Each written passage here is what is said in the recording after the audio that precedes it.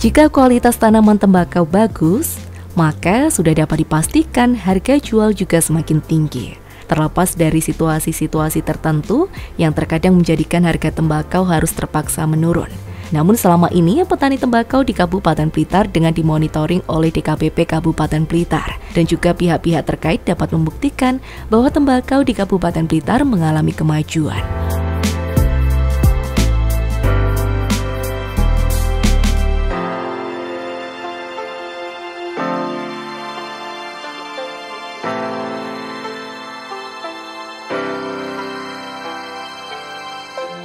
Kegiatan ini salah satunya untuk perben ini adalah pengkerodongan ini. Jadi pengkerodongan ini tujuannya adalah untuk kemurnian benih. Jadi tembakau ini bisa melakukan penyerbukan silang. Jadi kalau dikerodong ini tujuannya supaya tidak menyerbuk silang dan tidak bersegregasi, sehingga harapannya nanti ketika dikerodong ini benih ini murni. Jadi misalnya ini varietas mancung, ya ini benih ini memang varietas mancung tanpa ada persilangan dengan yang lain. Karena apa, di sini kan ada beberapa varietas, tapi kita sudah atur jadwal tanamnya sehingga masa berbunganya berbeda antar varietas, sehingga kemungkinan untuk terjadinya silang perkawinan silang ya itu rendah. Tapi ini juga untuk mengantisipasi supaya tidak terjadi persilangan tersebut. Jadi menjaga kemurnian benih satu varietas, Mas. Ini jauh lebih baik, terbukti dengan banyak petani yang minta didampingi, Mas. Jadi beberapa kali petani datang ke sini dan isinya meminta untuk bukan hanya tempat ini saja yang didampingi untuk kegiatan ini, tapi di tempat lain juga didampingi, sehingga harapannya produksi maupun produksi daun maupun produksinya benih menjadi lebih baik dan meningkat. Sementara masih di Selopuro sini saja, Mas. Ya, harapannya nanti bisa berkembang di daerah kecamatan yang lain.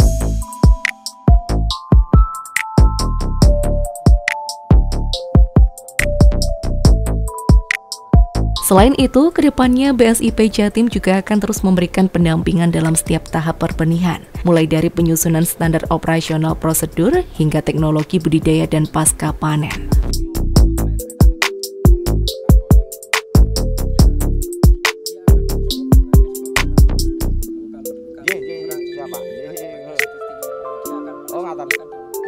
Kalau nggak belajar alam sekarang itu, Pak, tidak sama dengan alam dulu.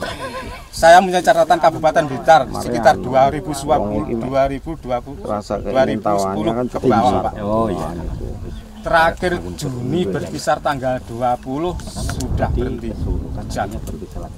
Juni tahun 20. Nah, Agustus niku pun anu, Pak. Napa niku mendung napa-napa. Tapi mboten anu nggih gremis-gremis. Mangke kiriman Oktober berkisar tanggal 10. Niku pun kirim. Tapi kiriman tok niku. Nggih. Wonten jedhanipun. Nggih, jedah malih. Niku sekitar tanggal 25 itu hujan. Terus. Tapi karena hutan sekarang sudah hancur, ya, cuaca tidak bisa diprediksi. Yang parah 2022. Hujan terus kan itu. Tembakau, kemaraunya nggak ada yang dua-dua itu setahun dan terus nggak punya kemarau. Iya pernah itu. Seperti ini sekarang, maksudnya. Dan yang satunya ini Anda untuk di topeng ini juga nanam. Jadi luas secara keseluruhan yang saya tanam itu 1 hektar. Yang 10.000 itu untuk pembibitan yang sudah disahkan oleh Dinas Pertanian. Yang 8.000 itu untuk di topeng, itu 8.000 untuk di topeng untuk tanam biasa. Oleh sebab itu saya tetap mempertahankan bahkan untuk mempelajari dan selalu belajar bagaimana mutu dan kualitas dari pembenihan juga di topeng itu. Jadi hasilnya itu bagaimana terus saya pelajari. Jadi tidak untuk unsur pembenihan tok ya. Jadi terus untuk di topeng itu tanam panen biasa itu saya terus belajar. Nah, kenyataannya itu saya cukup berhasil ya. Saya katakan lumayan lah. Katakan juga baik. Yang tahun ini juga saya lihat baik sekali, baik. Tapi yang tahun 2023, 22 juga saya nanam lokal seperti kenongo, lulang itu bisa mencapai 2 ton per 100.000. Jadi kalau per hektar bisa mencapai 14 ton itu. Maafkan saya bukan bohong, ini saya belajar dan belajar terus belajar. Itu. Jadi belajar dari sisi obat, sisi pupuk. Kalau dulu dikatakan oleh zamannya Pak Soeharto adalah menggunakan panca usaha tani. Kan sekarang juga belajar itu dan saya tambah dengan alam, belajar tentang alam. Jadi alam itu bagaimana kita tetap selidiki, kita amati, terus saya amati agar suatu saat nanti bisa tetap berhasil.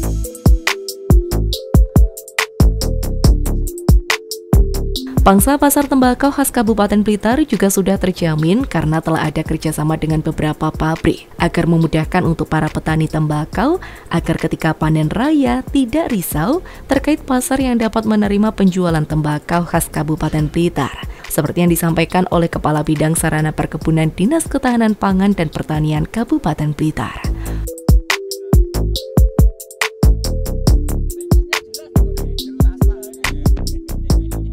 Yang dirasakan petani memang memang secara kalau tembakau ini kan masanya hanya 3 bulan dan ternyata juga dari sisi nilai usaha taninya memang cukup menjanjikan. Bahkan di tahun kemarin yang boleh dikatakan sepanjang tahun ini kemarau ini soglengannya. Nah, ini soglengannya masih tetap laku. Nah, ini kami juga agak heran loh Pak, ini kok masih dipelihara Pak, ini soglengannya aja sampai cucunya sogleng masih laku nih, karena memang kemarin memang cuacanya cukup mendukung. Itu kadang-kadang memang kami dilema ketika kemarau panjang ini teman-teman petani tembakau yang memang hasilnya bisa maksimal, mungkin dampaknya untuk yang komoditas lain yang ini akan turun, jadi itu.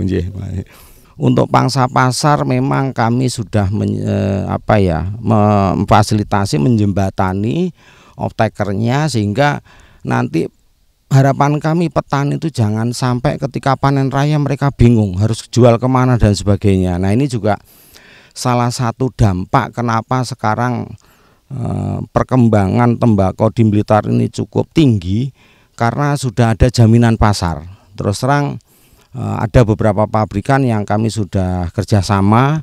Nah, ini juga menjanjikan ke petani dalam hal sehingga nanti ketika petani panen ini sudah tidak susah lagi untuk menjual, sehingga kami dari dinas memang memfasilitasi itu karena memang prinsip kami di bidang perkebunan ini kami mengembangkan satu komoditas ini juga perlu kami siapkan pasarnya dulu.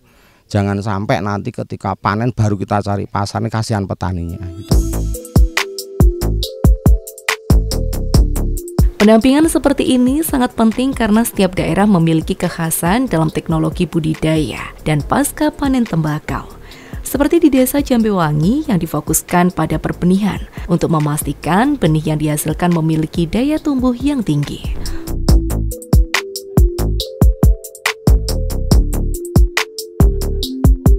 Kegiatan ini juga salah satunya untuk standarisasi. Jadi apa itu standarisasi? Misalnya di sini ini varietas lokalnya namanya kenongo, sedep, lulang. Jadi ketika varietas itu disebut lulang, ya memang karakteristiknya seperti ini. Jadi semua standar bahwa ini lulang, ini kenongo, ini sedep, ini mancung. Jadi sudah diketahui beda-bedanya dan itu memang harus kita standarisasi sehingga kita masuk ke pabrik itu juga sudah tahu bahwa karakteristiknya lulang itu seperti ini, kemudian kenongo seperti ini, mancung seperti ini, sedep seperti ini, kali turi seperti ini. Jadi harapannya juga ada proses standarisasi dari varietas-varietas yang ada yang telah kita lepas tersebut. Iya, tentunya karena ini pembenihan, kemudian ada sertifikasinya. Nah, tentunya kita secara SP-nya kita akan selalu didampingi oleh beliau sehingga apa yang kita hasilkan itu betul-betul memenuhi standar. Artinya terus ada monepnya Pak ya? Ya, kita bersama-sama berkolaborasi untuk memajukan tembakau di Indonesia tentunya. Hadir, ya. Oh, enggak. Kita bareng-bareng ini tentunya. Ini Pak Andi ini luar biasa, dampingi terus kita ini. Ya. Harapannya tentunya tembakau ini bisa kembali jaya di Kabupaten Blitar dan tentunya arahnya adalah kesejahteraan para petani kita. Lahan ini kita seperti ini ya, seperti balon. Seperti balon kita. Dipencet yang sini untuk nanam padi, di sana nanam tembakau. Di sana dipencet nanam tembakau, ya nanam padi. Jadi ya kita menyesuaikan, bisa pindah-pindah antara produk yang ditanam petani. Relatif kecil ya kendalanya kalau untuk tembakau ini, terutama kendala cuaca tentunya, hujan. Jadi sama sekali kalau kena hujan ini ya selesai. Untuk itu ya ini tadi di Blitar ini ada berbagai varietas yang kita tanam, berbagai produk yang kita tanam ya, ada tembakau, ada padi, ada polowijo dan lain-lain. Yang semuanya punya karakteristik masing-masing. Tembakau tidak mau air, padi butuh air. Nah, sementara saat-saat seperti ini, musim kemarau yang luar biasa, petani tembakau sangat bersyukur karena hasilnya luar biasa. Tapi petani yang biasa nanam padi saat seperti ini bersedih karena butuh air, tidak dapat air.